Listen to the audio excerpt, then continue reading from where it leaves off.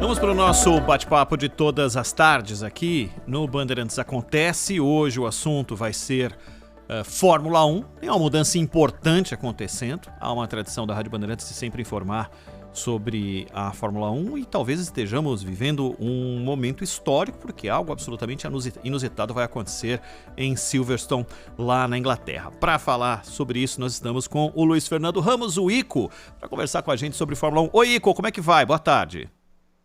Boa tarde, Ronald. Um abraço para você, um abraço para os ouvintes do Bandeirantes Acontece. Você falou aí num momento histórico, né? E foi uma sexta-feira realmente diferente, né? Acontecendo já uma sessão de classificação, porque amanhã vai ter uma corrida, mas corrida no sábado, né? Na verdade, vai ser uma corrida de classificação. O grid definido hoje define a ordem de saída dessa mini prova que vai acontecer amanhã, e o resultado final dessa corrida, que tem mais ou menos aí um terço de duração de uma corrida comum, vai definir aí sim a ordem de largada da corrida no domingo, que é a corrida que tem a pontuação normal na Fórmula 1. E olha, teve festa hoje lá em Silverstone, viu, Ronald? Então, rapaz, e nesse treino que aconteceu na sexta-feira, de maneira inusitada, não sei se em algum momento da história isso foi necessário por uma questão de data ou algo assim, não, eu confesso que não lembro, você sabe disso muito melhor do que eu, não lembro de ter acontecido por uma contingência, digamos assim, mas o Hamilton finalmente chegou à pole de número 101 para essa primeira corrida que ganhou o nome de sprint, né, Ico? Exatamente, a corrida de sprint, uma corrida novidade, mas é curioso, né? Essa volta do Hamilton hoje para as estatísticas, ela não conta, né? A Fórmula 1 determinou que o pole position do Grande Prêmio da Inglaterra para as estatísticas vai ser quem vencer essa corrida sprint, essa corrida de classificação amanhã. Então, o Hamilton hoje teve um momento bastante emotivo até. Eu ouvi uma gravação do Hamilton depois desse treino. Ele estava bastante entusiasmado pelo fato da Mercedes voltar a superar a Red Bull depois de tantas corridas que a Red Bull vinha dominando, acontecendo isso em casa, com casa cheia, né, com o circuito completamente lotado, mas essa volta sensacional do Hamilton hoje conta apenas para colocá-lo na primazia de largar na frente nessa sprint race, nessa corrida de classificação amanhã, mas o pole position oficial do Grande Prêmio da Inglaterra vai ser definido amanhã nessa prova de tiro curto, uma expectativa de uma corrida sem paradas nos boxes, né? Os carros vão ter autonomia para ir até o final, pneus teoricamente para ir até o final, não sei que aconteça algum desgaste acima do normal, e então a gente vai aguardar isso para ver quem vai largar na frente amanhã. Oi, Ico, como vai? Um abraço, Zaidan, tudo bem? Tudo bem. Faz anos que eu não converso com o Ico. Quando eu apresentava no sábado lá o Pole Position, a gente sempre estava conversando, e eu estava dizendo aqui, quando a Ana Luísa Bessa anunciou que você ia conversar com a gente, estava dizendo que você e o Ronald têm pelo menos um ponto em comum aí, que é não apenas o gosto, mas o conhecimento musical, né? São duas pessoas que conhecem música demais. E eu estava até lembrando um dia que a gente sempre tinha uma música no Pole Position, a gente colocou Egberto Gismonti, do Circense, lá, aquele palhaço. Aquela música Palhaço, que é uma música extraordinária, né, Ico?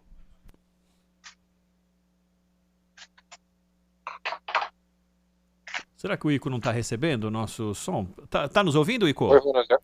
Agora está ouvindo. Agora sim. Você chegou a ouvir o Zaidan? Você me ouviu, Ico? Ouvi a lembrança do Gismonti, daquela música muito legal. Exatamente. O Hamilton estava dizendo que, na opinião dele, ninguém vai ousar demais amanhã. Porque o sujeito está lá em segundo e terceiro, e se for uma manobra meio arriscada, ele vai evitar, porque não quer ir lá para o fim da fila e largar lá atrás no domingo. Então ele acha que pode virar ali uma fila indiana, sem muitas tentativas, pelo menos ousadas, de ultrapassagem. Você tem essa expectativa também? Eu acho que sim, Zaidan, é uma questão até matemática, né? Afinal, a corrida de amanhã distribui pontos para os três primeiros, mas são muito poucos, né? São 3 pontos para o vencedor, 2 pontos para o segundo colocado e 1 ponto para o terceiro colocado. E no domingo a pontuação é a pontuação mais comum, a pontuação farta, né? 25 para o vencedor, 18 para o segundo colocado, 15 para o terceiro colocado, e até o oitavo, nono e o 10º na corrida de domingo ganham essa pontuação de amanhã, né? 3 pontos, 2 pontos e 1 ponto, respectivamente. Por isso, esses pilotos que estão aí na briga pelo título, né? O Hamilton, o Verstappen, o próprio Bottas para ajudar a Mercedes, o Sérgio Pérez para ajudar a Red Bull, eles têm muito a perder se der alguma coisa der errada nessa corrida de sábado. Então, acho que por isso que a expectativa é desse pessoal lá da frente correr de uma maneira mais conservadora, guardando equipamento e guardando manobras mais arriscadas para o domingo, que é a corrida em que realmente vai distribuir uma pontuação mais farta.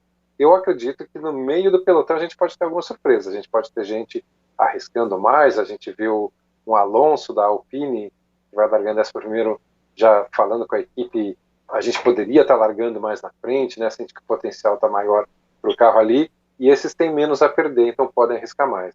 Mas vamos ver o que acontece, é uma corrida curta, a largada é importante, né? Sair bem de uma largada parada tem sido a chave de muitas corridas nesse ano, então pode ainda embaralhar um pouco a corrida de amanhã em relação ao grid de hoje, mas em termos de disputa na pista, eu acredito que lá na frente, Hamilton, Verstappen e seus companheiros de equipe vão estar um pouquinho mais tranquilos, viu, Zé Dan?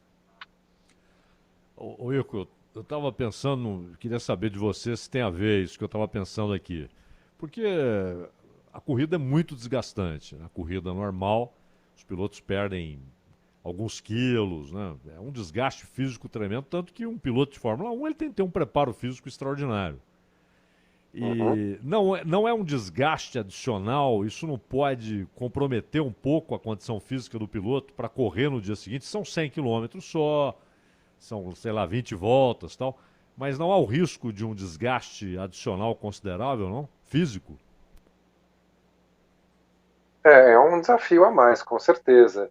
Eu acredito que nessa condição de Silverstone não é um calor como os pilotos se enfrentam em lugares como Singapura, que acabou sendo adiada para esse ano.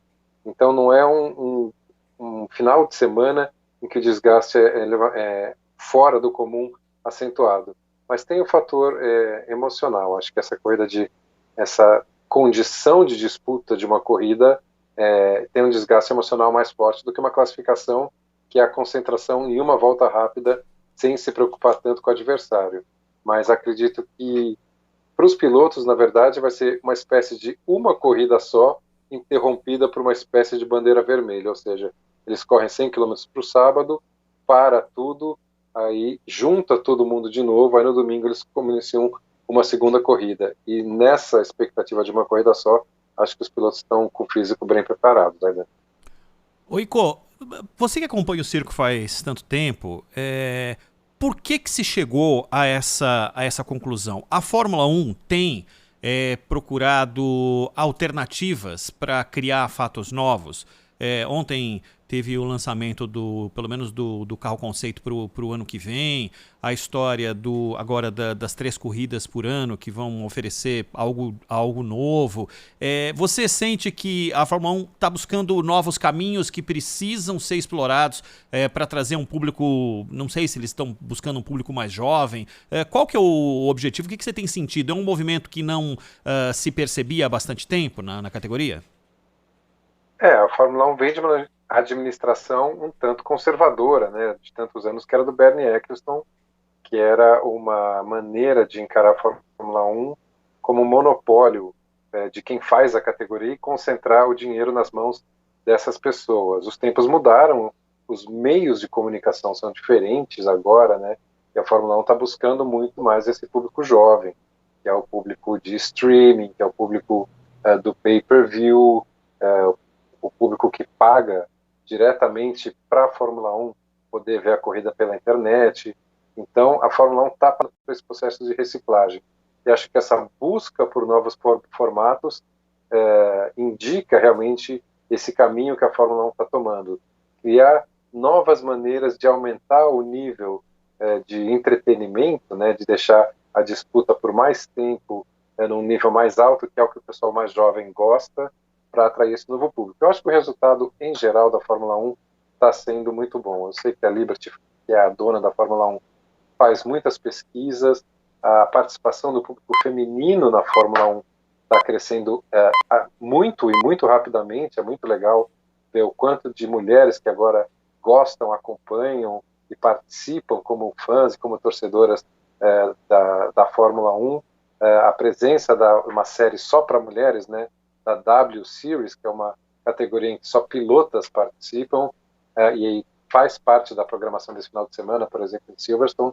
Então é uma Fórmula 1 que vem buscando novas ideias. Eu acho isso muito bem-vindo e acho que os primeiros indícios são de que esse caminho está funcionando e a Fórmula 1 está reciclando aí o seu grupo de torcedores. Ô Ico, as duas últimas minhas aqui, e a primeira é sobre 2022. O que vai mudar fundamentalmente? E essas mudanças podem promover aí a ascensão de forças, pode fazer com que Red Bull e Mercedes fiquem mais niveladas com as demais. O que vai mudar, pelo menos em termos mais importantes para o espectador em 2022? Eu acho que são dois fatores importantes que apontam para a busca de um equilíbrio maior entre as equipes. Primeiro, esse novo carro, né, o carro conceito, como o Ronald destacou, que foi apresentado ontem, né, é um carro com um novo conceito aerodinâmico que busca fazer com que as disputas na pista ocorram com mais frequência, ou seja, que um carro consiga seguir o outro carro que está na frente sem ficar naquela turbulência, né, sem perder estabilidade por conta dessa turbulência aerodinâmica, e com isso, estando mais estável atrás, permite que ele ataque com mais frequência e que ocorram mais disputas e eventualmente mais trocas por posição, o que seria um ponto muito positivo para a Fórmula 1. E o outro é buscar nivelar, em geral, o que as equipes fazem. Eles estão com uma ideia americana, né, a Liberty é americana, e eles já introduziram um teto no orçamento, ou seja, as equipes podem agora ter um gasto X, porque antes o gasto era meio liberado e tinham equipes como a Red Bull, Ferrari, Mercedes, que gastavam 3, 4 ou 5 vezes mais que as outras e, obviamente, tinham um desempenho muito melhor. Com esse teto orçamentário, a tendência é que as diferenças vão se achatando até que o nível fique mais equilibrado. E a gente tem hoje uma McLaren, que apesar da tradição histórica, é uma equipe com um orçamento muito menor que Mercedes ou Red Bull, por exemplo, e já está começando a incomodar essas duas na pista. Então, acho que a tendência para o ano que vem é um achatamento maior entre as equipes, e isso também é uma boa notícia para a Fórmula 1. Ainda acredito que Mercedes, Red Bull vão continuar ditando as coisas, a Ferrari está tentando se reconstruir, mas ainda acho que essas duas equipes no ano que vem vão estar na frente, mas ainda já existem passos para reequilibrar essa disputa. Né? Você está em Viena?